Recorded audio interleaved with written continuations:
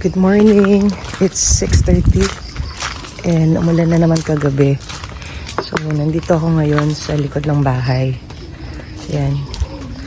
Ito na yung mga natirang mga aglo ko na naapektuhan talaga nung nagkaroon ng baha last month. Ayan. Halos nagkasakit sila, no? Tapos, maraming mga dahon yung nasira. So, marami akong tinanggal na dahon. Yung mga nabulok na dahon. Tapos, dahil nabaha yung iba, although hindi naman totally nabaha, yung lupa sa mga pots, parang nabawasan talaga. Tapos makikita talaga na nagka-fungal diseases. Yan. So, ito na lang yung mga natira sa mga aglo ko. Pero may mga konti pa dun sa gilid ng bahay. Nilipat ko sila dito kasi dun sa area, sa gilid ng bahay, napansin ko na parang nagkakaroon sila ng fungal diseases doon. So, apektado lahat sila doon. So, ayun, pinagsama-sama ko sila. Yan. So, ito yung mga variegated Manila Sprite. Ayan. Pakita natin. Meron pa rin silang sakit kagaya nito. Hindi ko pa tinatanggal. Ayan. Ganyan ang nagiging sakit nila. Although nauulanan sila dito, hindi naman total direct sa na nauulanan kasi may puno. Yan, ganito yung naging issue ng mga aglo ko ngayon. Ayan sila. Ito sa kabila. So, alisin ko na lang tong mga to. Ayan sila. Karoon ng sakit.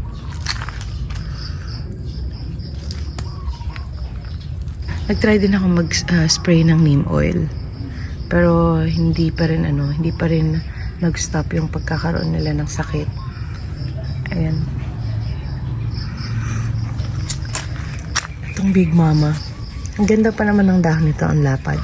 Pero itong mga bagong dahon niya, nagiging na lang, maliit. Ayan siya. Ito. Ang lambot na.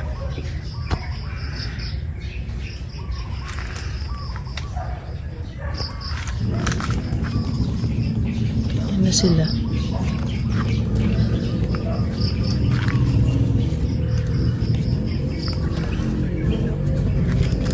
Itong ating sandrop, buti na lang healthy pa rin siya. Ayan. Itong ating white rose, ayan, meron na rin siyang sakit to.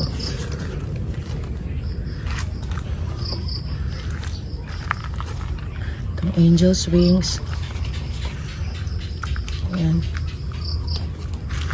Itong Monica, meron din siya.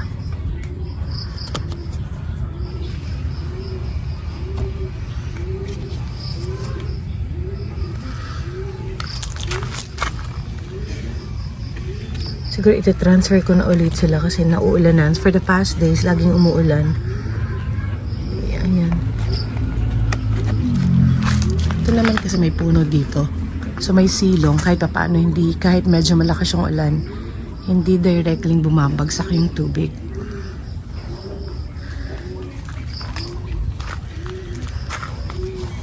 Ayan, halos may sakit yung mga dahon, no?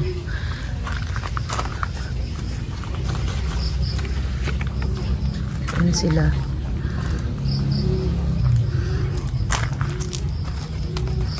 Yung ating red emerald, medyo matured na rin. Ayan. Ito, nilipat ko siya dito kasi nung isang araw, nabubulok din yung dahon. So, tinanggal ko yun. Tapos, dinala ko dito sa medyo naaarawan. Pero hindi direct sunlight. Ayun, buti na lang hindi na nagkaroon ng sira. Itong Eta Rose. Ayan, healthy naman. Ayan. So, yun so far. Yan yung update sa mga aglo ko ngayon.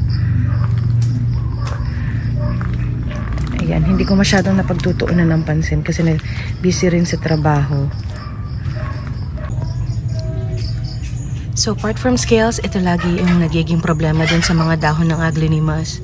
Kaya kung may maisasuggest kayo na pang-spray ng mga Aglaonimas, please comment below. Yan so far ang update sa aking mga aglinimas. Thank you for watching. Have a nice day.